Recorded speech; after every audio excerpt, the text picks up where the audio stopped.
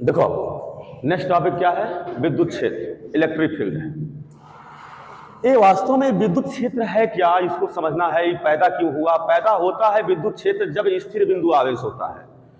Question पूछता है कि विद्युत क्षेत्र की उत्पत्ति कब होती है? जब हमारा आवेश जो होगा वह स्थिर बिंदु आवेश होगा।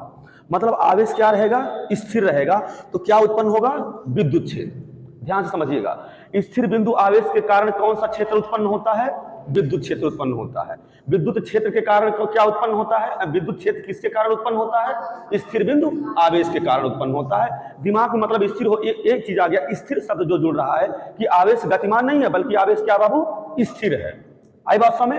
तो स्थिर बिंदु आवेश के कारण विद्युत क्षेत्र उत्पन्न होता है। क्योंकि हम पहले बता दिए थे कि जो पहला चैप्टर है वह स्थिर विद्युत आवेश की बात ही करेगा। ठीक है, हमें पूरा फिजिक्स दो ही पार्ट में पढ़ना है, एक स्थिर विद्युत आवेश और एक गतिमान आवेश।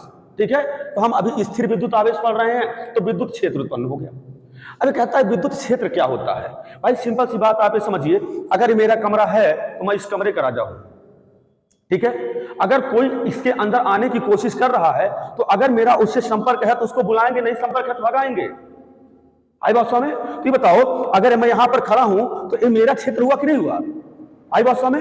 उसी प्रकार से यहां पर अगर मान लीजिए कि कोई आवेश यहां पर ऐसे हो और किसी आवेश को हम, अगर आवेश खड़ा, मैं एक आवेश हूं तो मेरा एक क्षेत्र हुआ कि नहीं हुआ? ये क्षेत्र हो गया। अगर कोई दूसरा आवेश आ रहा है तो अगर उससे थोड़ा सा हमारा लगाव है तो उसको हम क्या करेंगे? बुला लेंगे। अगर नहीं लगाव है तो उसको क्या करेंगे? भगा देंगे, मतलब प्रतिकर्षित कर देंगे। आई बात समझ में?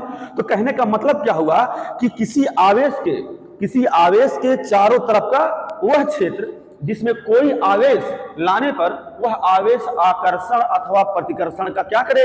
अनुभव करे। देखिएगा, हमने कहा एक आवेश है, एक आवेश के चारों तरफ का क्षेत्र हो गया।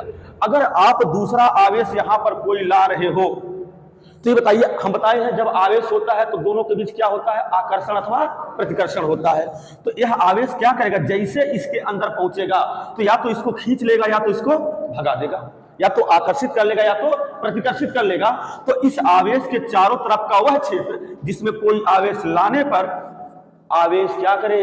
आकर्षण अथवा प्रतिकर्षण का अनुभव करे, तो उसको हम क्या कहते हैं बाबू? वैद्युत क्षेत्र कहते हैं। क्या कहते हैं? वैद्युत क्षेत्र कहते हैं। मेरी बात समझ आया? मेरी बात समझ आ गया? आप अपने माइंड में अज्यूम कर लीजिएगा, मैं खड़ा हूं, मैं एक आवेश हूं, अगर मेरा यहाँ चारों तरफ का मेरा क्षेत्र हो गया और कोई दूसरा आ रहा है तो अगर उससे हमारा आकर्षण अथवा प्रतिकर्षण हो गया तो हम अनुभव किए, इसका मतलब पूरा एरिया क्या हो गया? वैद्युत क्षेत्र हो गया। मेरी बात समझ आ गया? तो एक लाइन का, किसी आवेश के चारों तरफ का वह क्षेत्र जिसमें कोई दूसरा आवेश लाने पर आवेश आकर्षण अथवा प्रतिकर्षण बल का अनुभव करता है, तो उस क्षेत्र को हम क्या कहेंगे बाबू? वैद्युत क्षेत्र कहेंगे। आई बात समझ? वैद्युत क्षेत्र देखिए, एक होता है एक समान वैद्युत क्षेत्र, एक समान वैद्युत क्षेत्र। तो एक समान वैद्युत क्षेत्र क्या होता है? ध्यान से इसको समझिएगा बाबू। अगर इसका पूरा एक क्षेत्र हुआ ना, इस आवेश का, इस आवेश का ये पूरा क्षेत्र हुआ कि नहीं हुआ? हुआ। यहां पर एक बिंदु बन रहा है, एक बिंदु यहां पर कई बिंदु ऐसे होंगे कि नहीं होंगे? कई पॉइंट होंगे ना। अगर यह आवेश आ रहा है यहां पर, फिर यहां पर गया, फिर यहां पर गया, फिर यहां पर हर जगह गया, अगर समान बल का प्रत्येक बिंदु पर यह आवेश समान बल का अनुभव कर रहा है तो उस क्षेत्र को हम क्या कहेंगे? एक समान वैद्युत क्षेत्र कहेंगे। आई बात समझ? सपोज कीजिए वहां पर कोई खड़ा है और उसके इर्द गिर्द हम घूम रहे हैं, तो अगर उससे हम समान अपना बल का अनुभव कर रहे हैं तो क्या हो जाएगा? एक समान वैद्युत क्षेत्र हो गया।